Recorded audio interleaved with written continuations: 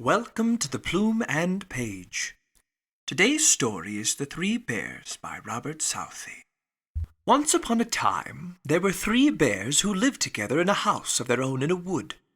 One of them was a little small wee bear, and one was a middle-sized bear, and the other was a great, huge bear. Each of the bears had a porridge pot, a little pot for the little small wee bear, and a middle-sized pot for the middle bear, and a great pot for the great, huge bear.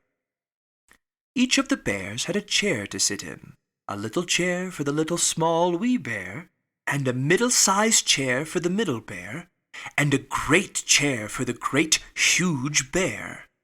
And they each had a bed to sleep in, a little bed for the little small wee bear, and a middle-sized bed for the middle bear, and a great bed for the great, huge bear. One day, after they had made the porridge for their breakfast and poured it into their porridge pots, they walked out into the wood while the porridge was cooling, so that they might not burn their mouths by beginning to eat it too soon.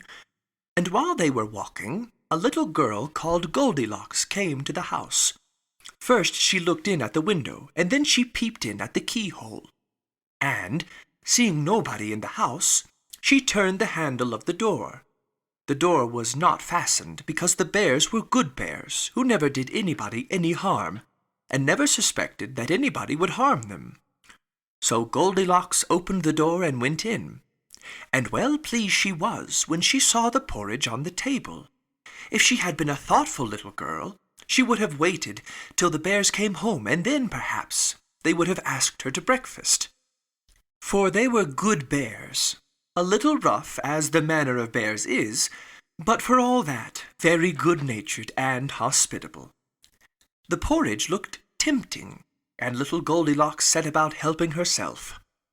So first she tasted the porridge of the great, huge bear, and that was too hot for her. And then she tasted the porridge of the middle bear, and that was too cold for her. And then she went to the porridge of the little small wee bear, and tasted that. And that was neither too hot nor too cold, but just right, and she liked it so well that she ate it up. Then Goldilocks sat down in the chair of the great huge bear, and that was too hard for her. And then she sat down in the chair of the middle bear, and that was too soft for her. And then she sat down in the chair of the little small wee bear, and that was neither too hard nor too soft, but just right. So she seated herself in it, and there she sat till the bottom of the chair fell out, and down she went plump onto the ground. Then Goldilocks went upstairs into the bedchamber in which the three bears slept. And first she lay down upon the bed of the great, huge bear, but that was too high at the head for her. And next she lay down upon the bed of the middle bear, but that was too high at the foot for her. And then she lay down upon the bed of the little, small wee bear, and that was neither too high at the head nor at the foot, but just right. So Goldilocks covered herself up comfortably, and lay there till she fell fast asleep. By this time, the three bears thought their porridge would be cool enough, so they had come home to breakfast. Now Goldilocks had left the spoon of the great, huge bear standing in his porridge. "Somebody has been in my porridge," said the great, huge bear in his great, rough, gruff voice. And when the middle bear looked at hers, she saw that the spoon was standing in it too. "Somebody has been at my porridge," said the middle bear in her middle voice. Then the little small wee bear looked at his, and there was the spoon in the porridge pot, but the porridge was all gone. "Somebody has been at my porridge, and has eaten it all up," said the little small wee bear in his little small wee voice.